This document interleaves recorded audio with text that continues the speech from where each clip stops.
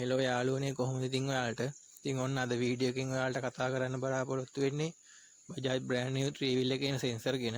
ඉතින් මේ වීඩියෝ එකේදී ඔයාලට සෙන්සර් එකක් කොහෙද තියෙන්නේ, මොනවද වෙන්නේ, සෙන්සර් එක ගියොත් මොනවද වෙන්නේ, ඒ වගේම සෙන්සර් එකට අදාළව පත්තු වෙන ඉන්ඩිකේටර් ලයිට් එක මොකද්ද, මේ වගේ දේවල් සරලව කතා කරන්න බලාපොරොත්තු වෙනවා. ඉතින් ඔයාලට විශේෂයෙන් කියන්න ඕන සෙන්සර් එක නොගියත් ඉන්ඩිකේටර් ලයිට් පත්තු වෙන්න පුළුවන් වෙන මොකක් හරි යම්කිසි හේතුවක් නිසා. ඒ කියන්නේ සෙන්සර් එකට යන වයර් එකක් මොකක් හරි වුණොත් ඒ වගේ දේවල් නිසා ඉන්ඩිකේටර් ලයිට් පත්තු වෙන්න පුළුවන්. ඉතින් ඒ ගැන ඔයාලා පොඩ්ඩක් සැලකිලිමත් වෙන්න. ඉතින් අපි එඩිය කතා කරන්නේ අපි යමු වීඩියෝ එකට. ක්‍රෑන්ක්ෂාෆ්ට් සෙන්සර් එක එන්ජින් උඩ පහළින් ෆ්ලයි වීල් අතර දැක ගන්න පුළුවන්. ක්‍රෑන්ක්ෂාෆ්ට් සෙන්සර් එකේ ප්‍රධාන කාර්යය වන්නේ එන්ජිමේ වේගය සහ තත්ත්වය මැනලා ECU එකට ඩේටා දෙන එක.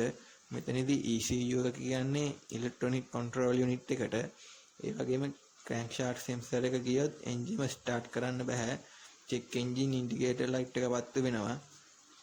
කැම්ෂාෆ්ට් සෙන්සර් එක එන්ජින් හෙඩ් එකේ කැම්ෂාෆ්ට් එක අතර දැක ගන්න පුළුවන්.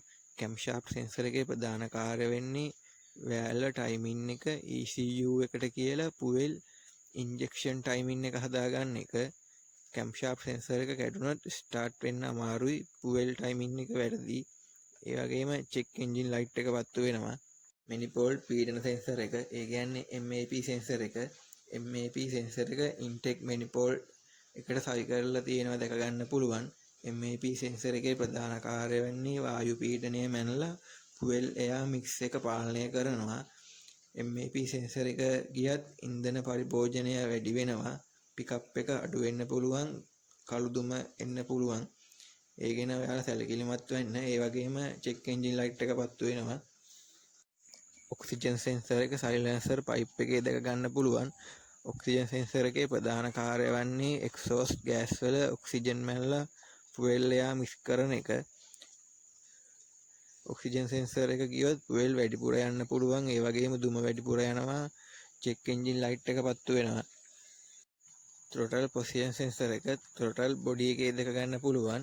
accelerator එකේ throttle plate එක කොච්චර ඇරිලා තියෙනවද කියලා බලන එක තමයි throttle position sensor එකේ ප්‍රධාන කාර්යය වන්නේ. ඒ වගේම throttle position sensor එක ගියොත් pickup එක අඩු වෙනවා. check engine light එක පත්තු වෙනවා. coolant temperature sensor එක engine block එකේ coolant line එකේ දැක ගන්න පුළුවන්. coolant temperature sensor එකේ ප්‍රධාන කාර්යය වන්නේ engine එකේ වතුරේ උෂ්ණත්වය වයින් එක. coolant temperature sensor එක ගියොත් fan එක on off වීමක් සිද්ධ වෙන්නේ නැහැ. ඒ වගේම එන්ජින් එක අධික ලෙස රත් වීමක් සිද්ධ වෙන්න පුළුවන්. check engine light එක on වෙනවා. vehicle speed sensor එක gear box එකේ differential අතර දැක ගන්න පුළුවන්. sensor එකේ ප්‍රධාන කාර්යය වන්නේ 3 wheel එකේ වේගය මැනලා ECU එක සහ මීටර එකට data යවන එක. sensor එක ගියොත් speed meter එක ක්‍රියාත්මක වීමක් සිදුවන්නේ නැහැ. ඒ වගේම gear smooth නැහැ. check engine light එක on වෙනවා. fuel level sensor එක fuel ටැංකිය ඇතුලේ දැක ගන්න පුළුවන්. sensor එකේ ප්‍රධාන කාර්යය වන්නේ ටැංකියේ තියෙන තෙල් මට්ටම මැනලා මීටර එකට සිග්නල් යවන එක. sensor එක ගියොත් මීටර එකේ පෙන්වන දත්ත වැරදි. ඒ වගේම fuel light එක on වීමක් සිද්ධ වෙනවා. ඉතින් යාළුවනේ අදට වීඩියෝ එක මෙතනින් අවසන් කරනවා.